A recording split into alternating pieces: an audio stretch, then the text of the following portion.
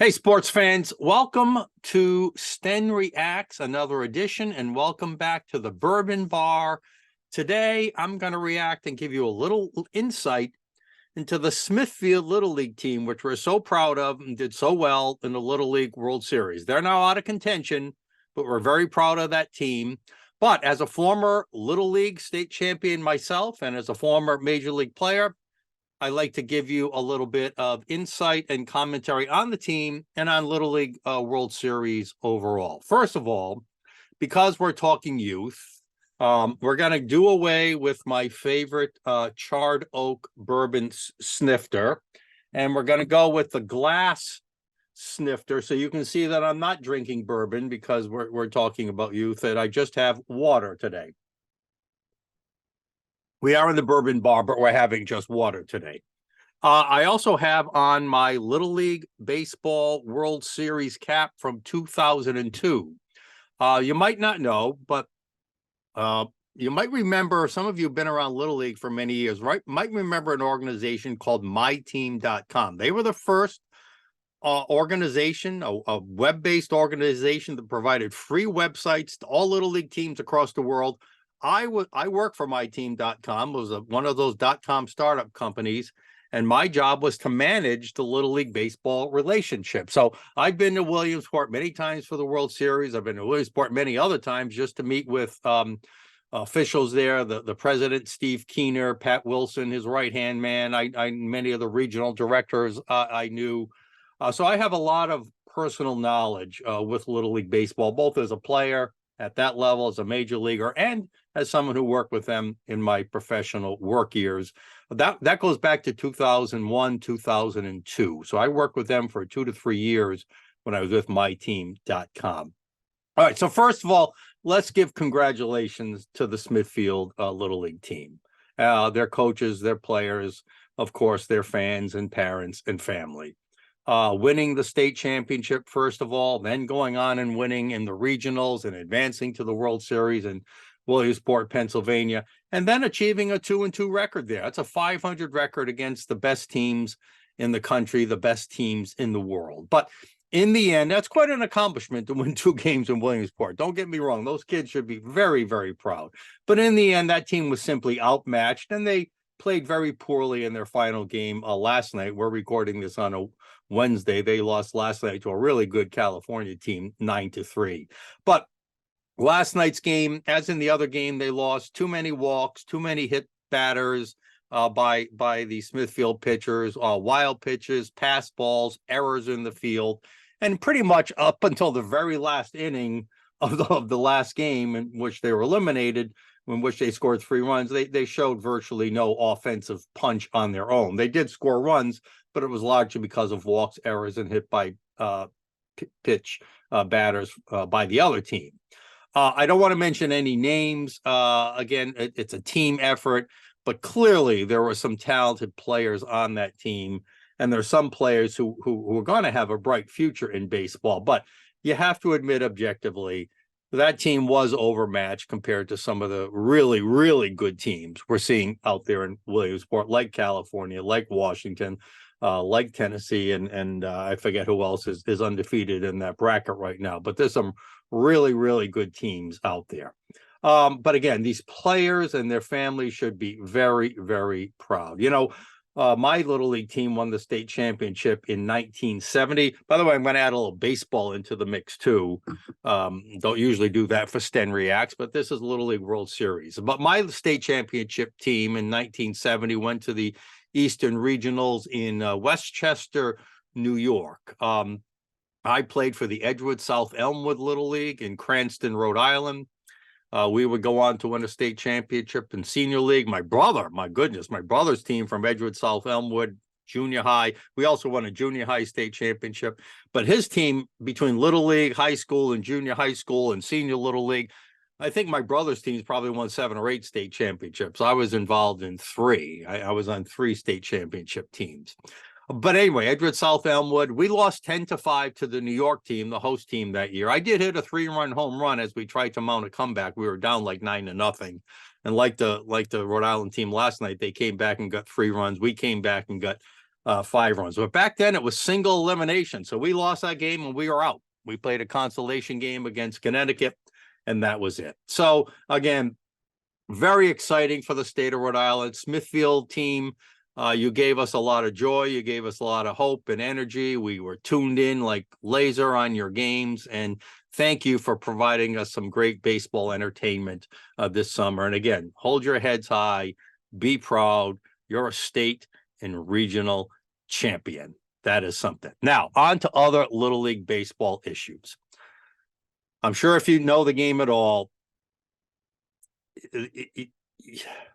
you have to question what's going on with the umpiring. Now, Little League Baseball has I don't know if it's a rule, but they have a policy where throughout the season, as you know, whether it's a Little League game, a minor league game in Little League, a T-ball game, it's volunteer umpires. Little League Baseball is big on volunteerism, and you can't fault them for that. And they try to select based on recommendations from their district regional staff. You know, they try to select umpires on a rotating basis to come to the regionals and the World Series on a rotating basis based on who they think are the most qualified umpires. Now, I don't know if qualified necessarily means putting in time or being a good umpire. I'm not quite sure about that.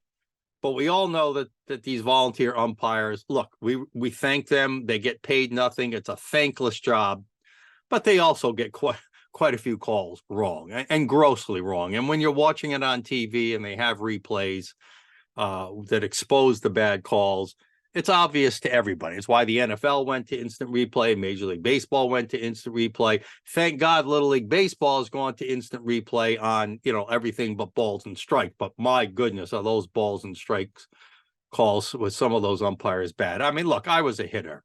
If you're consistently calling a pitch that's 6 inches to a foot outside a strike or inside the same way, I mean, it's just so obvious, and these hitters are getting ripped. They're one chance on national TV. I mean, there was a player last night got called out on 3 pitches, at least 6 to 8 inches off the strike zone, if not a foot on every one of them. They never swung the bat, never had a chance. He had every right to take the pitch, and here he is striking out on national TV because an umpire doesn't understand the strike zone. I don't know. You can't do replay with it. I don't know what can be done about it. I would think that Little League Baseball staff should be behind home plate, watching the game, and in between innings, go to the umpire and say, look, your strike zone is way too big. Try to bring that down. But they don't seem to do that. If an umpire starts the game calling with an extra wide strike zone, he or she seems to finish the game that way. So it's embarrassing. I get the spirit of it with Little League Baseball. Promoting volunteerism is great, but when you're playing at the stakes, when you're playing for national championships or world championships, boy, it seems like there's room for improvement in that system. And then I want to finish up with politics. Now, you like to think that Little League Baseball would not get involved with politics, and they in trying to avoid politics and trying to appease everybody, they engage in politics. 2 examples. First, Chinese Taipei. The country's name is Taiwan.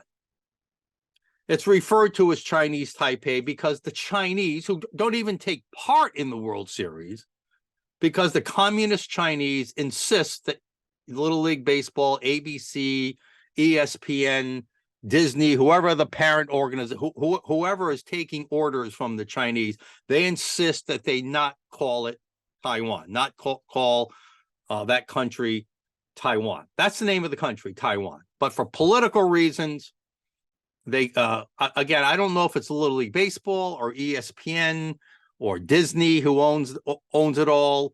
I don't know who it is, but somebody has been told, do not call it Taiwan, use our name, call it Chinese Taipei. That's politics, folks. It's not the truth. We promote the truth. The country's true name is Taiwan, and whoever that is, I doubt it's Little League Baseball. It's somebody above them, but it's an insult. It's an insult that they be called Chinese Taipei. Now, this year, you might have also seen another communist nation was allowed to play. Well, about another communist nation. In this case, it was allowed to come to the World Series for the first time, and that's the country of Cuba. Cuba was not allowed to come because of its communist and anti-American ties, but for whatever reason, this year they let them in. And while I say that's fine, they're just kids, they shouldn't be punished. At least, again, the higher ups. Well, let me put it this way. Let me tell the story first. When Cuba's first game, the pitcher, the father had defected from Cuba. He had defected from Cuba to escape the oppression and to try to build a better life for himself and what other family he brought with him here in America, as many Cubans have done, as some of my best friends from college have done. But in referring to this father who, for the first time, is seeing his son pitch since he left Cuba. And there was another, they kept saying, well, he left Cuba. No, he defected from Cuba. He left the oppression of Cuba. But just to avoid all that, again, to cover up the truth, to not talk about it, you don't want to get into politics at the Little World Series, but you don't have to lie. So again, somebody, ESPN, Little League Baseball, Disney, probably Disney, do not talk about Cuba's communism. Do not talk about its oppressive governmental regime. Do not use the word defection when talking about any of the parents or any of the other people there cheering on that Cuban team. Just use the word left. They left Cuba. I mean, folks, it's silly. It's sad that level of politics, very subtle, but clearly there, is involved in Little League Baseball. But still, the Little League Baseball World Series is definitely one of America's top and great sports spectacles. We all love kids. We all love baseball. And to see them perform so admirably on a world stage is terrific. I'm sorry to bring politics into this, but that's what I do. So I wanted you to be aware of some of my thoughts and insights on this. You know, when I was broadcasting for the Pawtucket Red Sox and Boston Red Sox, a little bit Montreal Expos, when the Little League World Series would come on, the players are riveted to the TVs. These are major league players, riveted to the TVs watching the games. Everybody picks out, of course, they cheer for their home state if they can, but everybody picks out their favorite player and they go out in the field and they pretend they're little leaguers. You know what I mean? I mean, it's normal for kids like I did to pretend I'm a big leaguer. Well, I've seen big leaguers pretend they're a little leaguer. You know, it's really cool. And it's such a great tournament. And I enjoy watching it so much. And I've promised to take my wife there either next summer or as soon as I can. So again, I want to send our congratulations to the Smithfield team. You made Rhode Island proud. And I hope you have a great experience. I hope you had a great experience. And I hope your journey in baseball is not over. I know many of you are going to move up the ladder and do very, very well, but I hope all of you keep playing for as long as you can. I hope you enjoyed my thoughts and insights on the team from Smithfield and on Little League overall. And I thank you for tuning in to this edition of Sten Reacts here in the Bourbon Bar.